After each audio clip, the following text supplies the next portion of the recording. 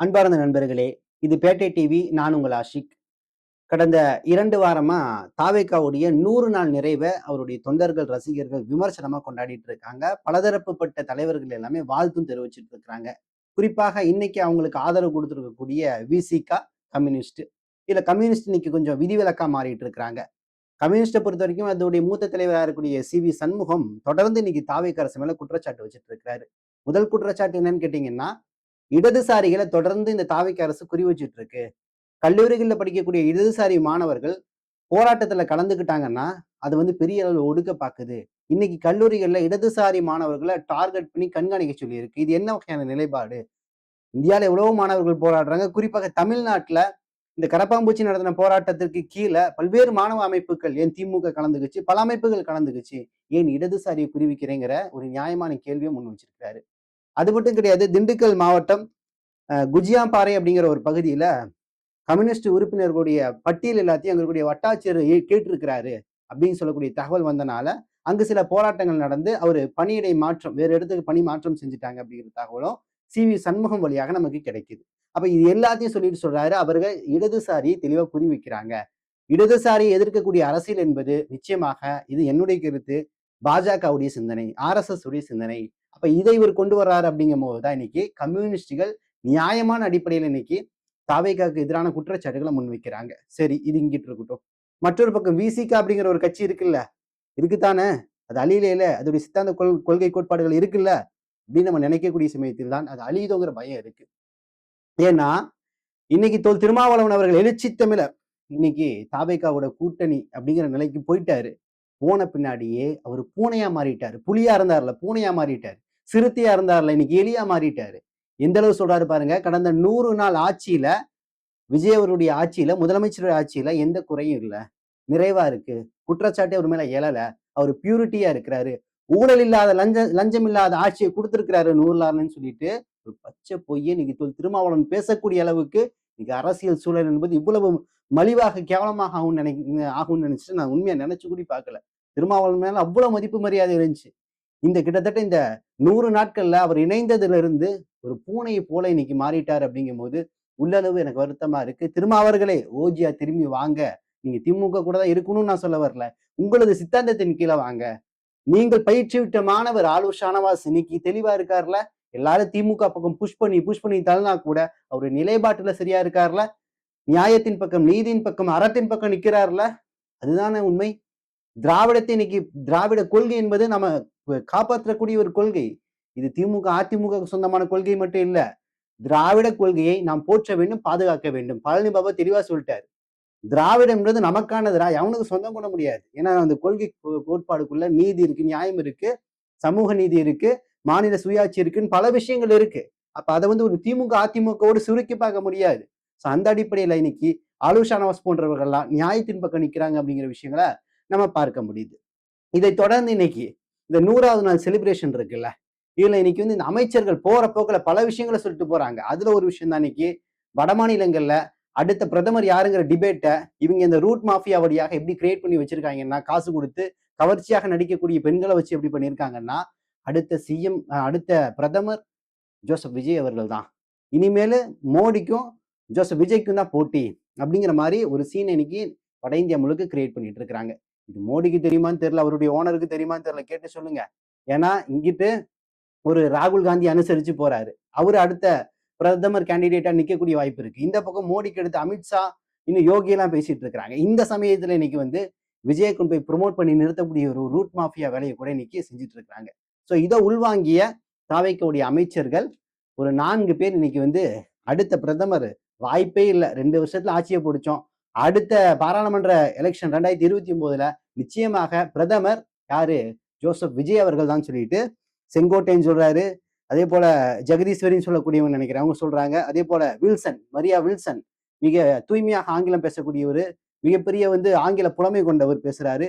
ஸ்ரீநாத், இந்த comedy actor இன்னைக்கு அமைச்சரா இருக்காருல்ல, அவர் என்ன சொல்றாரு ஒரு பக்கம் போற போக்குல, உங்களுக்கு ஒரு டைலாக், சினிமா டைலாக் தெரியுமா, இங்க என்ன சொல்லுது, ஜெஸ்ஸி ஜெஸ்ஸின்னு சொல்லுதா, அது மாதிரிதான் இன்னைக்கு இருக்கக்கூடிய எல்லா மக்கள் மத்தியிலையும் தளபதி விஜய் விஜய்ன்னு சொல்லுதுங்கிறாரு. உண்மை இங்க என்ன தெரியுமா சொல்லிட்டு இருக்குது, நெஞ்சு வலிக்குதுன்னு தான் சொல்லிட்டு இருக்குது. அந்த அளவு வலியை கொடுத்துட்டு இருக்கீங்க அப்படிங்கிறதான் எதர்ச்சியா பார்க்கும்போது முடியுது. அப்ப இந்த 4 அமைச்சர்களும் இன்னைக்கு விஜய் வந்து பிரதமர் கேண்டிடேட்டா நாங்க வந்து சொல்றோம். டெல்லி ஆட்சி செய்வதற்கு அவருக்கு தகுதி இருக்கு.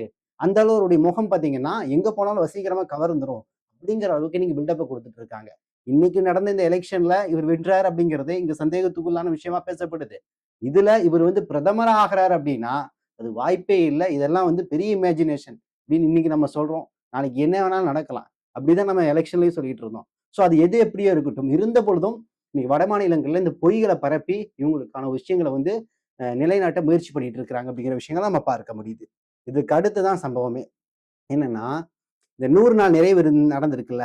இத ஒட்டி பிஹைண்ட் வுட்ஸ்ல 2 நாளைக்கு முன்னாடி ஒரு நிகழ்ச்சி வச்சாங்க. என்ன நிகழ்ச்சின்னா, இந்த 100 நாள் விஜயுடைய ஆட்சி என்பது மாற்றமா, ஏமாற்றமா? அப்படிங்கிற தலைப்புல. கிட்டத்தட்ட 2 மணி நேரம் அந்த புரோகிராம் போச்சு. பல மக்கள் எல்லாம் கலந்துக்கிட்டாங்க. எல்லா கட்சியை சார்ந்தவர்களும் அங்க போனாங்க. திமுக, அதிமுக, அதேபோல டிவிகே உடைய தோழர்கள் என்று பல நபர்கள் போனாங்க. அந்த புரோகிராம்ல தான் ஒரு பெரிய சர்ச்சை வெடிச்சிருச்சு. இந்த புரோகிராம் ஆரம்பிக்கும்போது, குறிப்பாக இது நல்ல மாற்றம் தான் அப்படின்னு சொல்லிட்டு தாவேக்காவை சார்ந்த பழச்செல்வன், அதேபோல முன்னாள் அமைச்சர் வைகை செல்வன், நாஞ்சில் சம்பத் 3 பேர் இந்த பக்கம் ரைட் சைட். இந்த பக்கம் பாத்தீங்கன்னா திமுகவை சார்ந்த ராஜீவ்காந்தி, அதே போல நாம் தமிழர் கட்சியை சார்ந்த இடும்பவனம் கார்த்திக்கு, அதே போல கோவை சத்யன் 3 பேர் அதிமுகவை சார்ந்தவர் 3 பேரும் கலந்துக்கிட்டாங்க. டிபேட் ஆரம்பிக்குது. கோவை சத்யன் மைக்க பிடிச்ச பின்னாடி ஒரு அழகான விஷயத்த பண்ணாரு. உங்கள் அனைவருக்கும் எனது மன்மத வணக்கங்கள் அப்படின்ட்டாரு. ரொம்ப கலகலப்பா நிகழ்ச்சி போகுது. இடும்பவன கார்த்திக் அற்புதமான பாயிண்ட், தெளிவான பாயிண்ட் எல்லாம் முன் வச்சாரு. கோவை சத்யன் அவர் தரப்புல வச்சாரு. ராஜீவ் காந்தி இன்னும் தெளிவாகவே வச்சாரு. அப்ப இந்த பக்கம் எல்லா நபர்களும் பேசிட்டு இருக்காங்க. அந்த முன்னாள் அமைச்சர்னு சொன்ன அந்த வைகை செல்வன் எல்லாரும் பேசுறாங்க. இதுலதான் கடைசியா ஒரு சர்ச்சை வெடிக்குது. நாஞ்சில் சம்பத் மைக்க பிடிச்ச பின்னாடி அவரை சுமோ நாஞ்சில் சம்பத்னு யாரோ கூட்டத்துல இருந்து ஒரு குரல் விட்டாங்க. அந்த நிகழ்ச்சி முழுக்கவே எப்படின்னா, அங்க பார்த்து கொண்டிருக்கக்கூடியவர்கள் பெரியாரையும் அம்பேத்கரையும் உள்வாங்கி கொண்டிருக்கக்கூடியவர்கள் அமைதியா நிகழ்ச்சியை பாக்குறாங்க. இந்த விஜய வந்து பெரிய ஃபேனா, பெரிய ரசிக மனப்பான்மையில இருந்து பார்த்து எந்தவித அரசியல் அறிவும் கொள்கை அறிவும் இல்லாதவங்க, வார்த்தைக்கு வார்த்தை கூச்சல். இடும்பவன கார்த்திக் பேச பேச குறுக்க பேசி இடையூறு பண்றது. ஏன்னா இவர்கள் வந்து தற்குறி கூட்டம் ஏன் திரும்ப திரும்ப சொல்றாங்கன்னா, எலெக்ஷன் சமயத்துல எங்கேயோ இருக்கக்கூடிய ஸ்பீட் ஐசோஸ் கேள்விப்பட்டிருப்பீங்க. ரொம்ப ஃபேமஸான நபர். கிறிஸ்டானியோ ரொனால்டோவை வந்து ஒரு முன்னுதாரணமாக எடுத்து அவரை வந்து ப்ரொமோட் பண்ணுவாரு. இந்த ஐசோ ஸ்பீட் இருக்காருல்ல, இவர் கார்ல போயிட்டு இருக்காரு. திடீர்னு ஒருத்தன் பைக்ல போய் இதை ஷூவை தூக்கி போட்டு ஷைன் கேட்டுட்டு தளபதி விஜய்ன்னு கத்துறான். அவனுக்கு தெரியுமா ஐசோ ஸ்பீடுக்கு தளபதி விஜய்னா யாருன்னு? இப்படி கூமட்டைகளாக இருந்தவர்கள் இந்த கூட்டம் தான் அங்க போய் உட்கார்ந்து இருக்கு. உட்கார்ந்துட்டு பெரிய அலப்பறை, பேசவே விடல. எந்த பாயிண்ட் வேல்யூபிளா பேசினாலும் இவங்க என்ன பண்றாங்க, இந்த கோபி சுதாகர் பண்ற மாதிரி அவங்க அப்படின்னு சொல்லிட்டு கத்திட்டு தான் இருக்கிறாங்க. அப்ப இந்த சமயத்தில் தான் நாஞ்சில் சம்பத் பேசும்போது அங்க ஒருத்தர் வந்து சுமோ நாஞ்சில் சொன்ன பின்னாடி இவருக்கு கோபம் வந்து மிகப்பெரிய கெட்ட வார்த்தை, சொல்வதற்கு கூச்சமா இருக்கு, கொச்சையான வார்த்தை, கேட்க முடியாத வார்த்தை தமிழ்ல. அப்படிப்பட்ட ஒரு வார்த்தையை அங்க இருக்கக்கூடிய எல்லா நபர்களையும் நோக்கி சொன்ன பின்னாடி எல்லா நபர்களுக்கும் கோவம் வந்துச்சு. ஏன்னா அது எல்லா நபர்களும் குறிக்கக்கூடிய வார்த்தையா இருந்துச்சு. அவ்வளவு பெரிய பச்சையான வார்த்தை. கீழே இருக்கக்கூடிய சேர்லாம் எடுத்து மேல வீச ஆரம்பிச்சிட்டாங்க. இந்த ப்ரோக்ராம்ல அதெல்லாம் காட்டல, வீச ஆரம்பிச்சிட்டாங்க. பெரிய கை கலப்பு ஆகிற சூழல் பெரிய ஒரு அடிதடியா இருக்கும். உடனடியாக நெறியாளர் யாருன்னா நம்ம ரங்கராஜ் பாண்டே. அவர் வந்து எப்படியுமே நெறிப்படுத்திடுவாரு. நெறிப்படுத்தி எல்லாத்தையும் ஒதுக்கிட்டாரு. நாஞ்சில் சம்பத் அதுக்கப்புறம் வந்து உங்களை புண்படுத்தி இருந்தால் என்னை மன்னித்து விடுங்கள் அப்படின்னு சொல்லி கேட்கிறாரு. எவ்வளவு பெரிய ஒரு அசால்ட்டா மன்னிப்பு கேட்டு போகக்கூடிய ஒரு வேலை. ஏன்னா நாஞ்சில் சம்பத்தை பத்தி இங்க சொல்லணும். அவர் வந்து ஒரு சாதாரண நபரா ஆரம்ப காலகட்டத்துல பார்க்கல. என் வயசுக்கு அவர் பேசுறது மிகப்பெரிய ஒரு விஷயம் தான். இருந்தாலும் பேசணும் அரசியல் சூழல். கிட்டத்தட்ட 70-80 காலகட்டங்கள்ல ஆகச் சிறந்த பேச்சாளராக நாஞ்சில் சம்பத் இருந்தார். அவருடைய பேச்சுக்கு பல நபர்கள் ரசிகர்களாக இன்னைக்கும் இருக்கிறாங்க. பழைய பேச்சுக்கு. ஆரம்பத்துல திமுக இருக்கும்போது அவருடைய பேச்சு வீரியம்லாம் அதிகமா இருந்துச்சு. எந்த அளவு பேசப்படும்னு கேட்டீங்கன்னா, திமுக அன்னைக்கெல்லாம் வந்து இது மாதிரி ஊடகங்கள்லாம் கிடையாது. அன்னைக்கு இதே மாதிரி கட்டுப்பாடு கிடையாது. 10 மணி வரையும் தான் பேசணும், 9 மணி வரையும் தான் பேசணும், அரசியல் கூட்டங்கள் அப்படின்லாம் கிடையாது. அப்படி ஒரு தேர்தல் பிரச்சாரத்துல பேசிட்டு இருக்கிறாரு. எந்த அளவுன்னு கேட்டீங்கன்னா, இரவு 10 மணி நெருங்க போது கலைஞர் அவர்கள் வரக்கூடிய ஒரு சூழல். சோ பேசிட்டே இருக்கிறாரு. கலைஞர் வர தாமதம். அதை மேட்ச் பண்றதுக்கு பல விஷயங்களை பேசுறாரு. கலைஞர் வருகிறார்னு சொல்லிட்டு தாமதமாயிட்டே இருக்குது. அந்த இரவு முழுக்கவே கிட்டத்தட்ட அன்னைக்கு தடை இல்லாதனால 9 மணி நேரம் தொடர்ந்து அவருடைய பேச்சாற்றல் மூலமாக அனைத்து மக்களையும் கட்டி போட்டு உட்கார வைத்தவர் தான் நாஞ்சில் சம்பத். தொடர்ந்து பேசுறாரு. அருமையான வார்த்தைகள், தேர்ந்தெடுக்கப்பட்ட வார்த்தைகள்ல பேசுறாரு. கடைசியில காலையில தான் கலைஞர் அவர்கள் என்ட்ரி கொடுக்கிறார். அதுவரையும் கடுமையா பேசியிருக்கிறார். யோசிச்சு பாருங்க, 9 மணி நேரம் பேச முடியுமா? அப்படி திறமை வாய்ந்த ஒரு நல்ல பேச்சாளர் தான் இன்னைக்கு கூறுகட்ட குக்கர்கள்ட்ட போய் சிக்கிட்டு இன்னைக்கு மிகப்பெரிய அறிவீனத்தன்மையில அவருடைய வார்த்தையில மிகப்பெரிய கொச்சையை பயன்படுத்தி இருக்கிறார் அப்படிங்கிறது உள்ளளவு வேதனையான விஷயம். இவர் வெறும் திமுகல மட்டும் கிடையாது.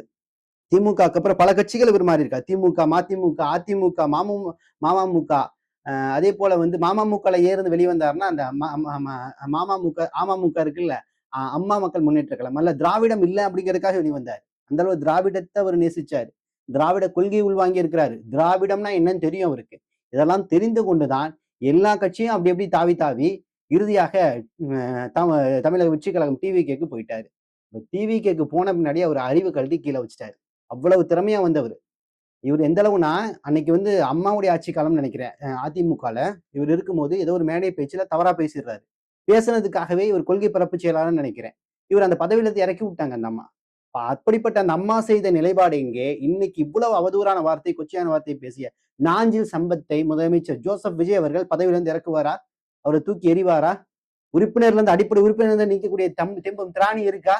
அமைதியா வேடிக்கை பார்க்கிறாரு. ஏன்னா தற்கொலை கூட்டங்களுக்கு கொச்சையா பேசி பழகிட்டாங்க. உங்களுக்கு பாயிண்டா வேல்யூபிளா பேச முடியாது. உங்களுக்கு அம்பேத்கர் பெரியாருடைய உள்வாங்குதல் இல்ல, கொள்கை சித்தாந்தங்கள் எதுவும் இல்ல.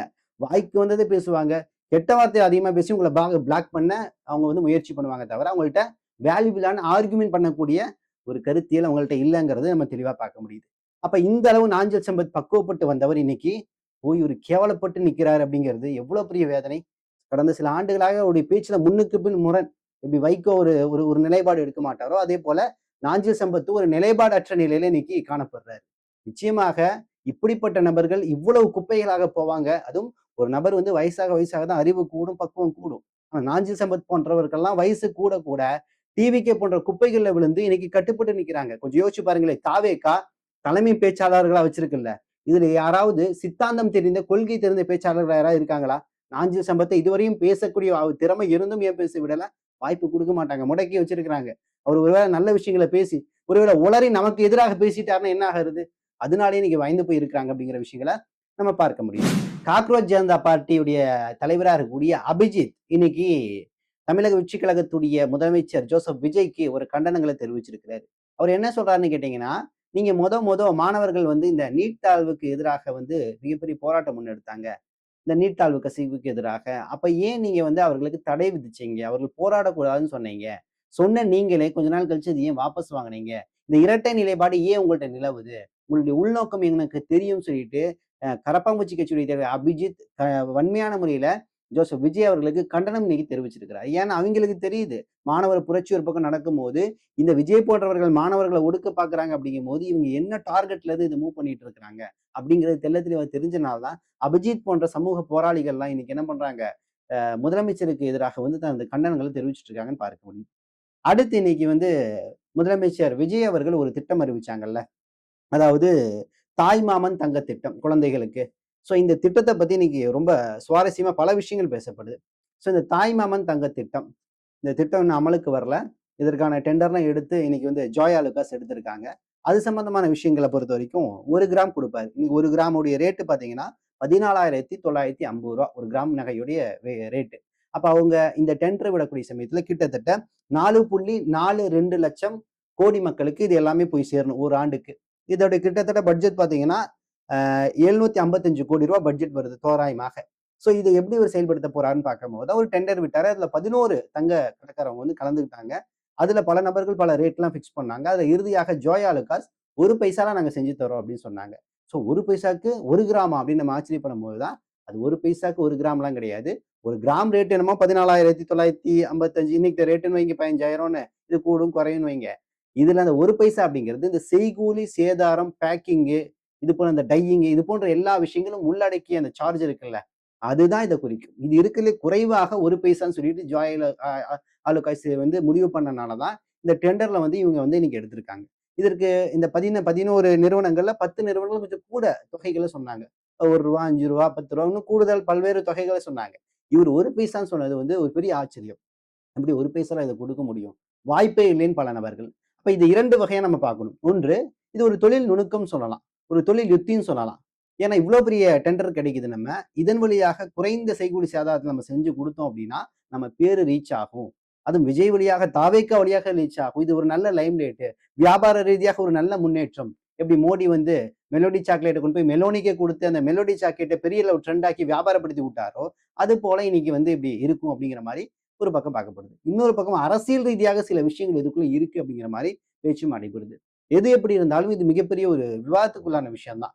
ஏன்னா இவ்வளவு குறைவாக கொடுக்கணும் அப்படின்னா அவங்க நட்டத்துல தான் கொடுக்கணும். அது நட்டத்துக்கு தான் போகுமான்னு கேட்டா வாய்ப்புகள் சில குறைவா இருக்குன்னு சொல்லிட்டு சில நபர்கள் சொல்றாங்க. ஒருவேளை அதோட பியூரிட்டியில ஏதாவது பிரச்சனை வந்துருமோ, 1 கிராம்ல 1/2 கிராம் தங்கமும் 1/2 கிராம் வேற ஏதாவது ஒரு விஷயமும் கலந்துருமோ அப்படிங்கிற பல்வேறு சர்ச்சைகள் இதை தொடர்ந்து பேசிட்டு இருக்கிறாங்க. இதெல்லாம் தங்கம் கைக்கு கிடைச்ச பின்னாடி தான் நமக்கு சொல்ல முடியும். அந்த தங்கத்தை நீங்க வேற எங்கேயும் விற்க முடியாது. ஜுவல்லர்ஸ் காசுல தான் கொண்டு போய் விற்க முடியும்னே வைங்க. ஸோ அல்லது வேறு பக்கம் நீங்க விற்கிறீங்கன்னா கூட அந்த தங்கம் கைக்கு வந்த பின்னாடி தான் அந்த ரேட்டுக்கு சரியான முறையில் அதனுடைய கலப்படங்கள் மிக்ஸ் எல்லாமே இருக்கான்னு சொல்லிட்டு நம்ம வெயிட் போட்டு பியூரிட்டி செக் பண்ண முடியும். அதுவரையும் இது விவாதம் மட்டும்தான். அதனால இதை வந்து நம்ம பொறுத்திருந்து பார்க்க வந்து கடமைப்பட்டிருக்கின்றோம். இறுதியாக ஒரு செய்தி. உச்சநீதிமன்றம் இன்னைக்கு ஒரு தீர்ப்பு கொடுத்திருக்கு. உச்சநீதிமன்றத்துடைய நீதிபதி என்ன சொல்லியிருக்காருன்னா, லிவிங் டு ரிலேஷன்ஷிப் இருக்குல்ல, திருமணத்துக்கு முன்னாடி இருக்கக்கூடிய ரிலேஷன்ஷிப், இது தவறு கிடையாது. இது வந்து அவர்கள் பரஸ்பர அடிப்படையில முதிர்ச்சி தன்மை அடைஞ்சிட்டாங்க அப்படின்னா, இது அவங்க இருக்கலாம். இது திருமணத்திற்கு சமம். இதுல வந்து பெற்றோர்களோ, நண்பர்களோ தலையிடக்கூடாது அப்படின்னு சொல்லக்கூடிய விஷயத்தை இன்னைக்கு பதிவு செஞ்சிருக்கிறாரு. எவ்வளவு கேவலமான ஒரு தீர்ப்பு. லிவிங் டு ரிலேஷன்ஷிப் அப்படிங்கிறதே ஒரு விபச்சாரம். அவ்வளவுதான்.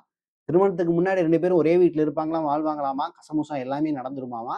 கடைசியில உனக்கு உன்ன பிடிக்கல, என்ன பிடிக்கலன்னு கலந்துக்குவாங்களாமா. இல்ல ஒரு நபருக்கு பிடிச்சிருக்கு, இன்னொரு நபருக்கு பிடிக்கலைனாலும் 2 பேர் பிரிஞ்சிருவாங்களாமா. இதுல என்ன சிக்கல்னா, குழந்தை உண்டாயிருச்சுன்னு வச்சுக்கோங்களேன் கசமுசால. குழந்தை யார் பொறுப்பேற்றுக் கொள்வது? இல்ல உண்மையாகவே துரோகம் இழைக்கப்பட்டு விட்டாங்கன்னே வைங்க. பொருளாதார ரீதியாக, விவாகரத்து ரீதியாக, சட்ட ரீதியாக எவ்வளவு பிரச்சனைகள் இருக்கிறது. அப்ப திருமணத்துக்கு முன்னாடி ஏற்படக்கூடிய உறவு என்பது ஓப்பனா விபச்சாரம் தான் நம்ம சொல்ல முடியும் தவிர, அத ஒரு நீதிபதி ஆதரிக்கிறாரு. இன்னைக்கெல்லாம் இது இயல்பா போச்சு அப்படிங்கிறது ஒரு நாட்டுக்கு கேடையும், அழிவையும் ஏற்படுத்தும். இது எந்த பெற்றோர்களும் அனுமதிக்க மாட்டாங்க. பெற்றோர்கள தீண்டக்கூடாதாமா. இப்ப இந்த நீதிபதி இருக்காருல்ல, அவருடைய வீட்லயோ, அவருடைய பிள்ளைகளோ இது போன்ற ஒரு ரிலேஷன்ஷிப்ல இருக்காங்கன்னா, அவர் கேள்வி கேட்க மாட்டாரு. அமைதியா இருந்துருவாரு. அப்படிதான் இந்த தீர்ப்பு இன்னைக்கு அமைஞ்சிட்டு இருக்கு. சில ஆண்டுகளுக்கு முன்னாடி திருமணமான ஒரு பெண் வேறு ஒரு ஆணோடைய, ஒரு ஆண் வேறு ஒரு பெண்ணோடைய இருந்தால் தவறில்லை. அது கிரிமினல் குற்றம் இல்லைன்னு சொல்லிட்டு போயிட்டாங்க. அப்ப திருமணத்துக்கு முன்னாடியும் சரி, திருமணத்துக்கு பின்னாடியும் சரி, எக்கெடு கெட்டு எப்படி வேணாலும் இருந்துட்டு போலாம். ஆனால் திருமண உறவுல இருந்து கொண்டு மனைவியுடைய அனுமதியோடு பொருளாதார ரீதியாகவும், உடல் ரீதியாகவும் 2, 3, 4 திருமணம் முடிச்சுக்கலாம் இஸ்லாம் சொல்லுது. அத வந்து ஒருத்தன் அகைன்ஸ்ட் பண்ணி ஒரு 5 பேர் மனுவை போட்டு வச்சிருக்காங்க. இஸ்லாமிய ஷரியத் அடிப்படையில பலதார திருமணம் இருக்குல்ல, அதை தடை செய்ய வேண்டும் சொல்லிட்டு. இன்னைக்கு யாரும் பண்றது இல்ல, அது வேற விஷயம். ஒரு திருமணம் செஞ்சாலே போதுமானது. அதை வச்சு சமாளிக்க முடியலன்னு ஓட்டிட்டு இருக்காங்க. இந்த சூழல்ல 2, 3 தடை செய்யணும் அப்படிங்கிறது நிச்சயமாக இல்லாத பட்சத்துல கூட அதை தடை செய்யணும் அப்படிங்கிற நோக்கம் கூட திருமணம் அப்படிங்கிற அடிப்படையில கூட ஒரு 2வது மனைவி நம்ம எடுத்துக்கொள்ளக்கூடாது. ஏன்னா அது லீகல். ஆனா நீ இல்லீகலா எப்படி வேணாலும் இருந்துக்கலாம். எப்படி இருந்துக்கலாம்? முன்னாடி எப்படி இருந்துக்கலாம், பின்னாடி எப்படி இருந்துக்கலாம். ஆனா நடுவுல லீகலா பொருளாதார ரீதியாகவும் மனைவிங்கிற அந்தஸ்தையும் 2, 3வது மனைவிகளும் நீ கொடுக்க கூடாது அப்படிங்கிறதான் இன்னைக்கு தெள்ளத் தெளிவா இந்த நீதி மன்றங்கள் ஒரு நியாயமற்ற தீர்ப்பை இன்னைக்கு கொடுத்துட்டு இருக்கு. ஸோ இது போன்ற தகவல்களை தொடர்ந்து பார்ப்பதற்கு நமது பேட்டை டிவி சேனலை மறக்காம சப்ஸ்கிரைபர் செய்து உங்கள் நண்பர்களுக்கு ஷேர் செய்யுங்க.